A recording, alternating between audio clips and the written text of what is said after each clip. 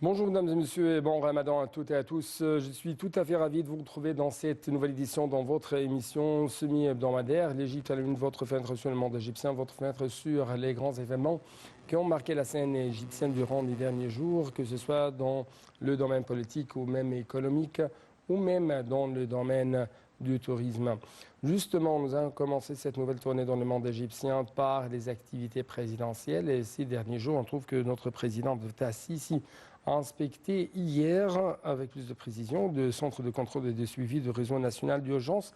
et de sécurité générale. Les explications tout de suite. De la présidence de la République, l'ambassadeur Bassam Radi a déclaré que le président Abdel Fattah el-Sisi a assisté à une explication détaillée concernant le centre appliquant les dernières spécifications technologiques étant un élément important pour le renforcement du système d'urgence et de la sécurité publique grâce à la communication rapide avec les différents gouvernorats. En plus de relier tous les éléments d'urgence et les installations vitales, ainsi que de recevoir les secours de tous les citoyens conformément aux derniers systèmes internationaux. De sa part, le chef de l'État a fait une expérience pratique à travers le centre des opérations en effectuant un appel avec les salles d'opérations spécialisées dans les gouvernorats de Suez, Ismaïlia pour Saïd, sud de Sinaï et Luxor pour s'assurer des gouverneurs et des modalités d'activation du système au niveau des gouvernorats. À cet égard, le président Sisi a dirigé la coordination complète entre toutes les parties concernées pour atteindre les objectifs du système, en particulier la rapidité de traitement et de réponse pour faire face à toutes sortes de secours et de crises. De même, il a exigé les gouverneurs de surveiller périodiquement les marchés pendant le mois sacré du Ramadan pour le contrôle des prix ainsi que les services fournis aux citoyens. Selon M. Radi, le centre applique les critères technologiques les plus récents à travers un réseau connecté avec le gouvernorat et toutes les unités d'urgence et recevant les plaintes. Il a ajouté que le centre constitue une importante composante qui renforce le système d'urgence et de sécurité.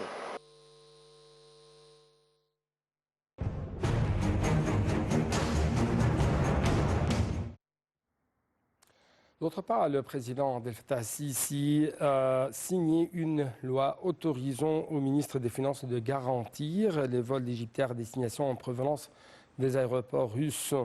Le président Abdel Fattah Sisi a signé la loi 20 pour l'an 2022, autorisant ainsi au ministre des Finances de garantir les vols d'Égyptiens à destination en provenance des aéroports russes, que ce soit en cas d'accident, des risques de guerre, d'enlèvement. Cette garantie est en vigueur pour 2 ans ou jusqu'à la promulgation d'une décision du Conseil des ministres annulant la mise en vigueur de cette loi.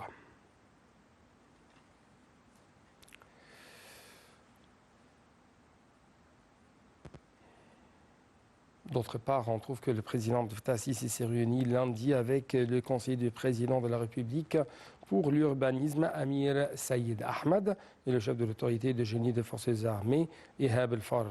Bien sûr, cette réunion a porté sur la position exécutive,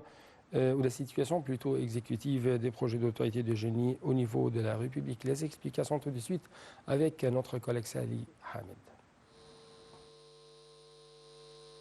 La réunion du président Abdel Fattah el-Sisi a porté sur la position exécutive des projets de l'autorité du génie au niveau de la République. La position exécutive a été présentée concernant les efforts de restauration et de rénovation des sanctuaires de Ahl el-Bayt, en particulier les tombes de Sayyidna al-Hussein, Sayyida Nafisa et Sayyida Zainab. Le caractère historique et spirituel des sanctuaires ainsi que le développement des services et des installations entourant les sites, y compris les routes, les places et les entrées qui y mènent. La position exécutive d'un certain nombre d'installations dans la nouvelle capitale administrative a également été présentée, en particulier en ce qui concerne les conceptions techniques et diverses œuvres d'art dans la maison du Noble Coran, la salle des objets de collection et les salles d'événements attachées à la mosquée d'Égypte, en plus les travaux de liaison du siège de la direction stratégique avec les grands axes routiers environnants. Le président Assisi a également été informé de la position exécutive des projets du secteur routier et des nouveaux axes au niveau de la République, ainsi que des axes du Nil en Haute-Égypte, en plus des efforts pour parvenir à une utilisation optimale des terres situées de part et d'autre des axes et routes principales et la mise en œuvre de services intégrés.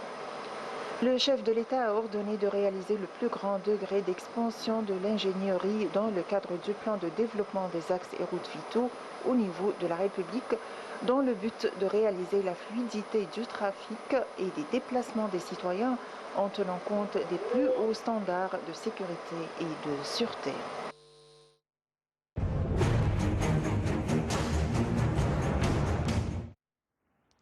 L'un des événements qui ont marqué la scène égyptienne, c'est le document de la politique de la propriété de l'État qui attire les investissements étrangers. Donc, avec plus de précision, on trouve que notre Premier ministre, Dr Moustapha Madbouli, a déclaré lors d'une réunion du Conseil des ministres pour l'examen d'un nombre de dossiers importants que le document de la politique de la propriété de l'État rassure l'investissement local, attire des investissements étrangers et contribue au soutien de la confiance et des institutions internationales étant un plan intégré pour autonomiser le secteur privé.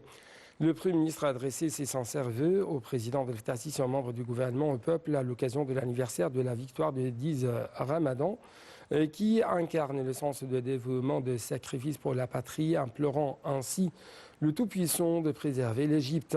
Le Premier ministre a ordonné l'accélération de l'adoption de remarques relatives de documents pour pouvoir le lancer au plus tôt possible.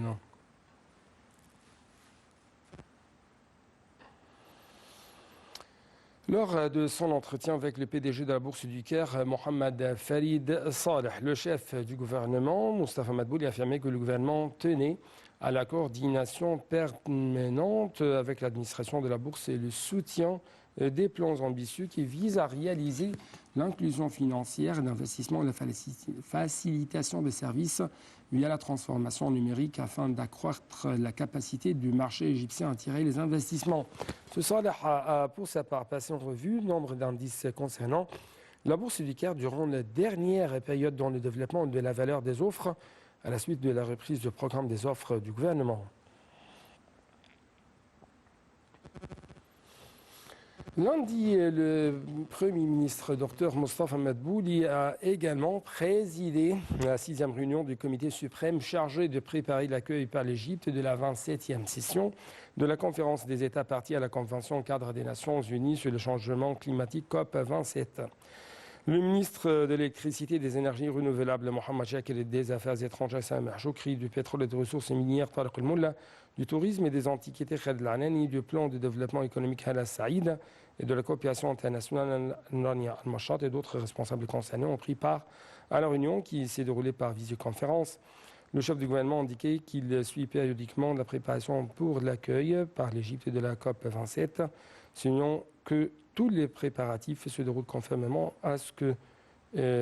qui est été prévu, que la conférence se tiendra à Sharm el-Sheikh à la date prévue en novembre prochain.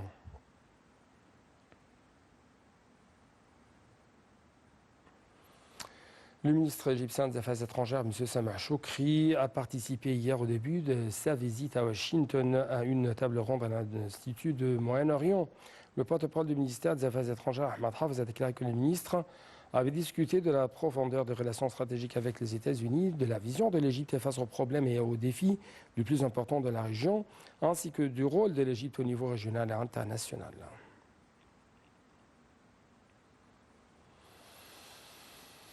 Quant à la ministre de l'Environnement, Yasmine Fouad, elle s'est entretenue lundi avec le vice-président exécutif de la Commission européenne en charge du pacte vert, M. Frans Timmermans, des moyens de coopération conjointe afin de soutenir la feuille de route pour accueillir la 27e session de la conférence des parties à la Convention cadre des Nations Unies sur le changement climatique qui se tiendra à Sharm el-Sheikh. Madame Fouad a loué la décision de l'Union européenne de placer l'agenda du climat en tête de ses priorités, notamment avec la nécessité d'adopter des mesures exécutives pour faire face aux effets du changement climatique.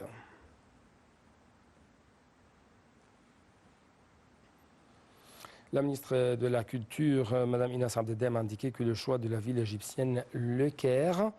comme capitale de la culture dans le monde islamique représentait un nouveau élan international en 2022 pour présenter sa culture, sa civilisation dans le monde entier via 149 activités créatives qui incarnent les caractéristiques les plus importantes de l'Égypte. Mme Abdeldem a tenu ses propos lors d'une célébration organisée par le ministère de la Culture dimanche soir, à l'occasion du lancement des activités du Caire, capitale de la culture pour les pays islamiques. Le Caire est l'incubateur d'une diversité culturelle unique qui a présenté au monde un modèle civilisé de coexistence humaine et mérite d'être un phare de culture et d'illumination à travers les âges, selon déclaration faite par Mme Abdeldem. Elle a remercié également le directeur général de l'Organisation mondiale islamique pour l'éducation, la science et la culture, ICESCO,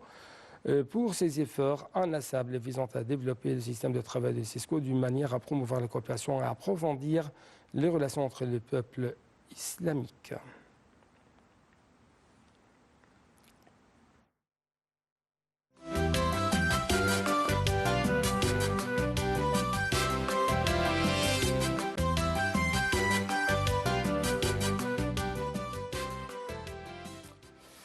Commençons donc cette tournée dans le monde de l'économie égyptienne par le ministre des Finances Mohamed Moaït qui a annoncé hier le lancement du système de reçus électroniques pour les entreprises vendant des biens ou fournissant des services aux consommateurs le 15 avril. Ce Moaït a indiqué que le système serait obligatoirement appliqué le 1er juillet d'une manière qui est garantie que les taxes payées par les consommateurs sur les biens et les services soient versées au trésor public de l'État. Ce système est en place plutôt est en phase avec les efforts de l'intégration de l'économie informelle dans celle informelle et de mise en place des bases de justice fiscale. D'ailleurs, notre ministre égyptien des Finances, M. Mohamed Moaït, a appelé lundi ses homologues africains à l'adoption d'une vision africaine unifiée envers les questions du changement climatique et ce, via la tenue des réunions préparatoires lors de la prochaine période dans le cadre de l'accueil par l'Égypte de la conférence sur le climat COP27. Lors d'un entretien avec la secrétaire générale adjointe des Nations Unies, le secrétaire exécutif de la Commission économique pour l'Afrique,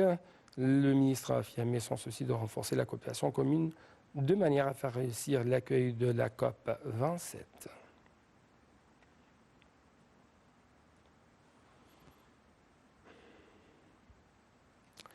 Pour la ministre de la Coopération internationale, Dr Rania Al-Mashhat, l'Égypte est considérée ces dernières années comme l'un des marchés importants pour l'incubation des start-up.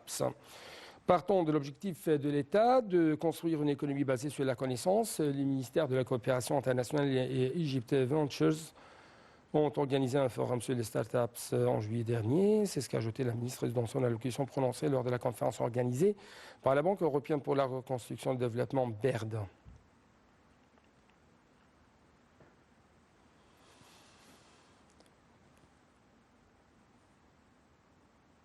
D'autre part, la ministre égyptienne de la coopération internationale examine le renforcement de la coopération bilatérale avec le vice-président exécutif de la Commission de l'Union européenne.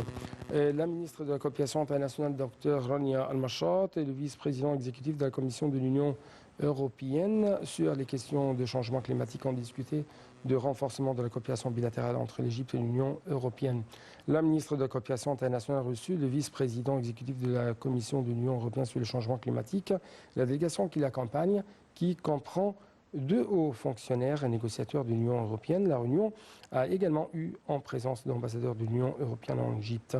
Au cours de la réunion, les 2 parties ont discuté du renforcement de la coopération bilatérale entre l'Égypte et l'Union européenne, de la coopération conjointe dans le cadre de la présidence égyptienne du sommet sur le climat de la COP27 et du renforcement des efforts de financement innovants pour soutenir les plans de mise en œuvre du développement durable en Égypte.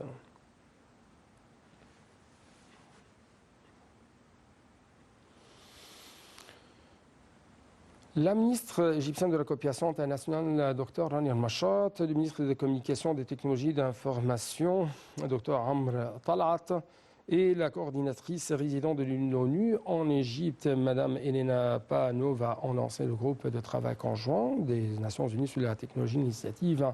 d'innovation avec la participation de représentants de 18 agences des Nations Unies et de 9 ministères. Les explications tout de suite. Le groupe de travail conjoint des Nations Unies sur la technologie et initiatives d'innovation vise à renforcer la coopération entre les agences nationales et les agences des Nations Unies opérant en Égypte en organisant un certain nombre d'ateliers pour formuler des projets gouvernementaux atypiques et innovants qui sont basés sur la technologie. L'atelier vise également à créer des partenariats étroits entre les autorités nationales et les agences des Nations Unies afin d'atteindre les objectifs du cadre de partenariat avec les Nations Unies pour parvenir à un développement durable pour la période 2023-2027. Dans son allocution, Dr Al-Mashot a déclaré que la technologie et l'innovation sont deux pierres angulaires pour atteindre les objectifs de développement durable d'ici 2030 et que les technologies modernes jouent un rôle vital à tous les niveaux de développement, y compris l'éradication de la pauvreté, promouvoir la durabilité agricole et assurer la sécurité alimentaire, lutter contre la propagation des maladies et des épidémies, améliorer la qualité de l'éducation, accélérer la transition vers une économie verte, accroître la productivité, accroître la compétitivité du secteur privé et développer des villes intelligentes, entre autres. Elle a souligné que l'initiative est le premier fruit de la coopération entre le gouvernement représenté par le ministère de la Coopération internationale et l'équipe conjointe des Nations Unies sur la transformation numérique et l'innovation dans le but de renforcer les mécanismes de coordination et de dialogue entre toutes les parties concernées du gouvernement, partenaires au développement, le secteur privé et la société civile, afin de cristalliser un cadre de coopération dans le domaine de la transformation numérique entre les deux parties dans le cadre des directives du président Abdel Fattah al-Sisi. Elle a souligné que le portefeuille de coopération au développement comprend 36 projets dans les domaines de l'innovation, de la transformation numérique et de l'entrepreneuriat, qui contribue à la réalisation de 11 des 17 objectifs de développement durable, avec un financement de développement s'élevant à 1 milliard de dollars, soit environ 4% du développement portefeuille de financement en Égypte. Le ministre des Communications et des Technologies de l'Information, Amr Talat, a déclaré que l'initiative du groupe de travail conjoint des Nations Unies sur la technologie et l'innovation vise à encourager le partenariat avec le gouvernement égyptien et le secteur privé pour renforcer l'axe et la technologie et de l'innovation comme l'un des principaux axes de travail pour atteindre les objectifs de développement durable à l'horizon 2030 au niveau national, régional et international. Le ministre des Communications a déclaré qu'au niveau national, la deuxième phase des réformes structurelles a été annoncée en mai 2021 qui vise à concentrer sur 3 secteurs qui augmenteraient la capacité de production en Égypte en augmentant le taux d'emploi des femmes et en encourageant les micro-entreprises ainsi que la création d'opportunités d'emploi. Il a ajouté que le secteur des communications et des technologies de l'information, en plus de l'industrie manufacturière et de l'agriculture, font partie des secteurs qui ont été sélectionnés pour réussir la deuxième phase des réformes structurelles. Dans son allocution, Mme Elena Panova a déclaré que la promotion de la transformation numérique est l'une des priorités les plus importantes des efforts entrepris par les Nations Unies en Égypte et par le biais du groupe de travail des Nations Unies sur la numérisation et l'innovation JTDI en Égypte, ajoutant le fait de travailler à promouvoir la technologie et la transformation numérique dans le but de promouvoir une croissance inclusive et durable et d'atteindre l'objectif des Nations Unies de ne laisser personne de côté. Madame Panova a ajouté que le premier atelier du groupe conjoint des Nations Unies sur la numérisation et l'innovation est une tentative de faire avancer les progrès dans le cadre d'une coopération conjointe entre les parties concernées pour renforcer la coopération dans le domaine de la numérisation et l'innovation avec nos partenaires du gouvernement égyptien, le secteur privé, la société civile et les institutions internationales afin d'accélérer le rythme des travaux en vue de la réalisation de l'agenda 2030 pour le développement durable.